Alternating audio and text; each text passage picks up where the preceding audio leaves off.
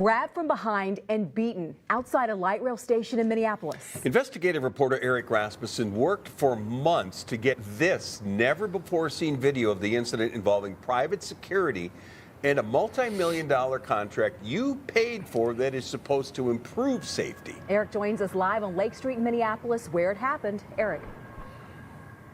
Lindsay, Kevin, $11 million of your money. That's how much Metro Transit is on the hook to spend for private security at light rail stations like here at Lake Street. Now, the incident in question happened right back over here, and our investigation found these private security guards appearing to play by a different set of rules than sworn police. Walking his bike, walking away. The security guard rushed him. There was no threat. Outside Lake Street Station in Minneapolis last November, private security guards grabbed 21-year-old Alante Holston in front of Metro Transit cameras and witnesses.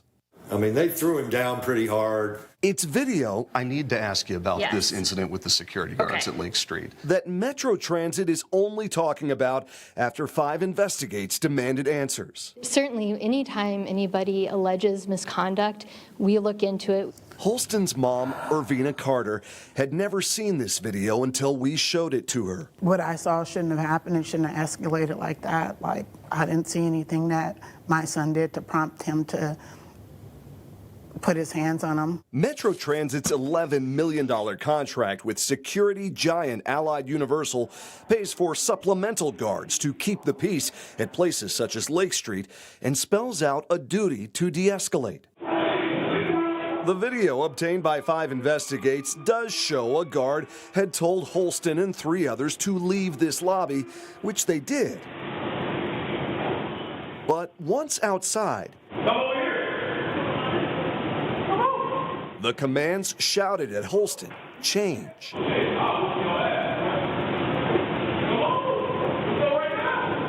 No sound on this camera to know what was said between them, but we can see the guard throwing Holston's bike twice, the same guard who later grabbed Holston from behind as he appeared to be leaving. Alante was just going to retrieve his bike, and he was caught off guard by the security guard attacking him. Metro Transit police only arrived after a witness called 911 about security guards assaulting someone. According to this report, one of the guards, Kendall McGinnis, told officers that Holston threatened to shoot him and that he only grabbed Holston when he approached to enter the Lake Street station. A statement directly refuted by this video of Holston walking away. Police officers later found he was unarmed. I'd like to know what their policies are on restraining someone using mace on force. Force that included a knee to Holston's neck, according to this eyewitness who asked us not to identify him. I swear to God, it was a George Floyd moment all over again. The guy was bloodied face, screaming. Face down on the ground in Minnesota with the history that we've had here. Attorney Jeff Storms is not involved in this case. Get him off the ground, you're being a bum right now. But he was part of the team that represented the family of George Floyd. It's all on camera, dog. Storms says this incident involving private security, not police, raises different questions. I think we need to have a better understanding of exactly what rules the Met Council is letting them play by. We brought that exact question here to the Metropolitan Council, which oversees Metro Transit. But their answer was that they do not maintain use of force policies for private security officers. No policy, despite that $11 million contract with Allied Universal. You all spend a lot of money on these guys. What do you say to the public, to the taxpayers? Well, we hold our personnel, whether they work for Metro Transit or whether they're under contract, we hold our staff, all personnel, to high standards. Metro Transit had denied all of our requests to speak with General Manager Leslie Kandaris until we showed up at this public meeting last week. What's Metro Transit doing about this?